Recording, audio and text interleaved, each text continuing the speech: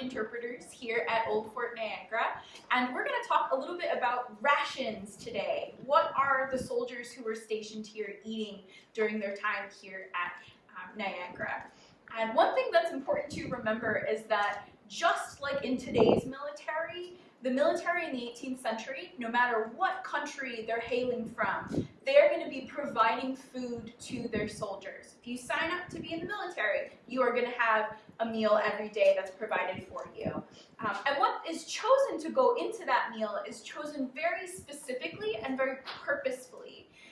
These are foods that are chosen, one, because they want soldiers to have a nutritious diet that lets them do all of the manual and physical labor that they need to be able to do as an enlisted soldier.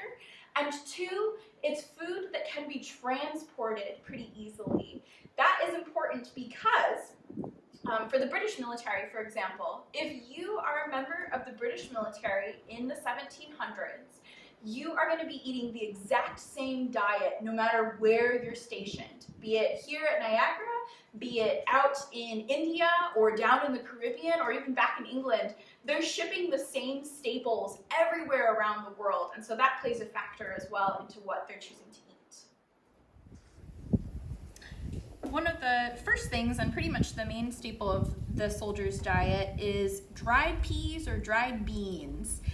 These are pretty much good for forever as long as they don't get wet. So if they stay in a dry container when they're being shipped, you can rehydrate them, cook them in water, and they'll be good to eat.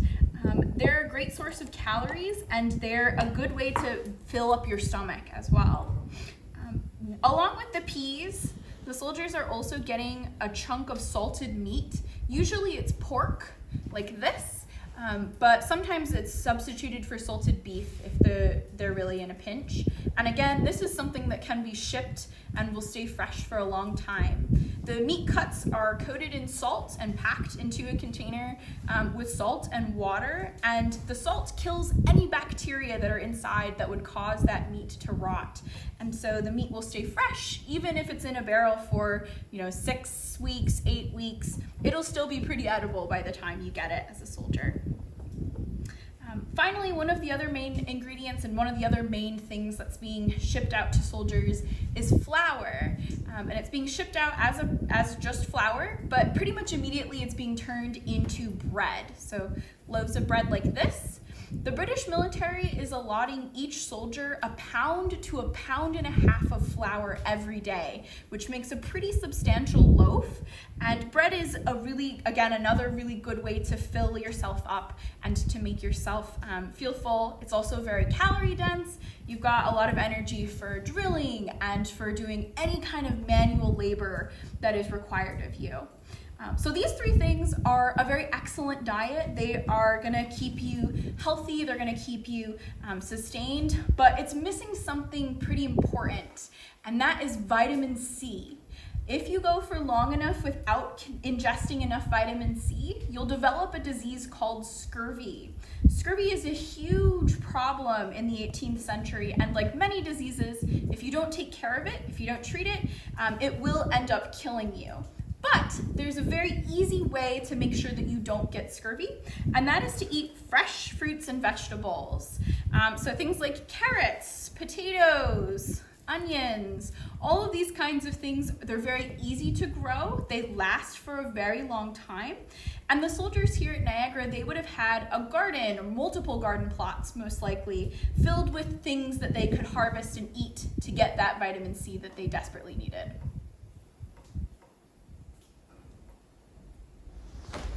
The easiest way to prepare all of these ingredients, because they are kind of different, with the exception of the flour, which again is being taken away and made into bread, is to put all of these things together and make peas soup or peas porridge, it was sometimes called.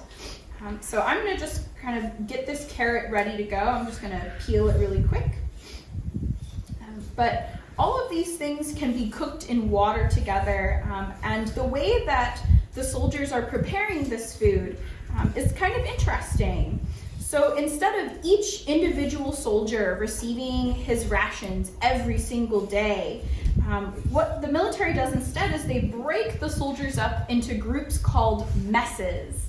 And a mess is a group of 6 to 8 soldiers, and they are all going to cook their food together. So every day, whoever is cooking for the mess that day, sometimes it was the same person every single day who was doing the cooking. Some groups might have rotated.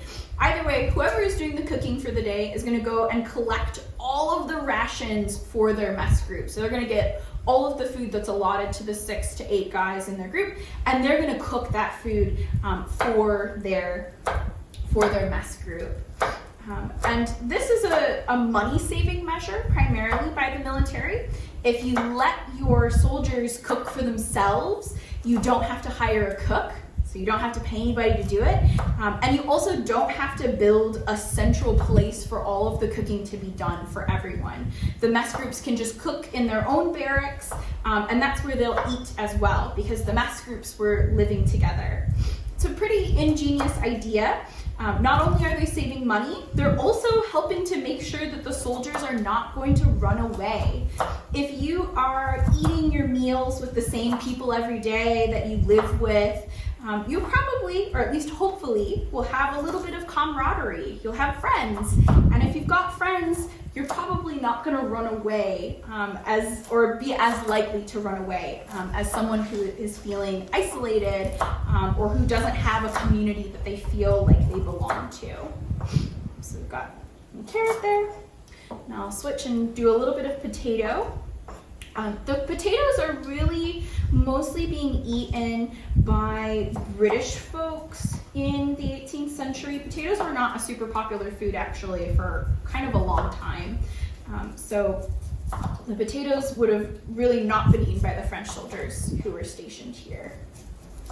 Just take a crack at the onion. Onion, on the other hand, we know the French are eating quite a lot of. Onions are delicious, as we know, and they add a little bit of extra flavor to your food. Now you might be asking yourself, why am I, a woman, talking to you about military rations? And contrary to some popular modern beliefs, women were part of the military in the 18th century. Most of those women who are involved in the military, they are married to low-ranking enlisted men. Usually there's only about 6 to 15 officially recognized marriages. Sometimes there are, of course, people who sneak in and are outliers, but in general, the numbers are around that, around 6 to 15 per regiment. And women are providing necessary services to the military, usually laundry or nursing. But if you've got a woman who is in your mess group, so if someone in your mess group is married, it's very likely that his wife would do the cooking for the mess. And we also have accounts, at least in the British military, that women who are part of one mess group would get hired by another mess group to do their cooking. And again, that money is not coming from the military. They're not paying those women to cook.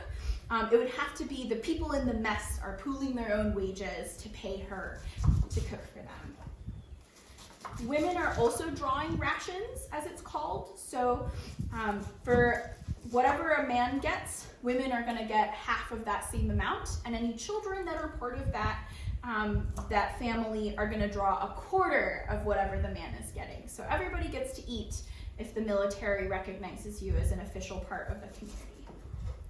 We've got all of our vegetables cut up.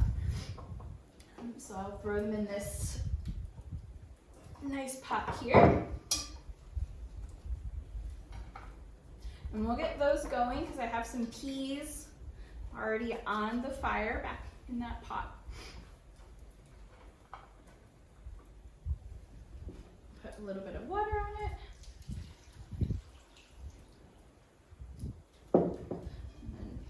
Hang it up and let those cook down.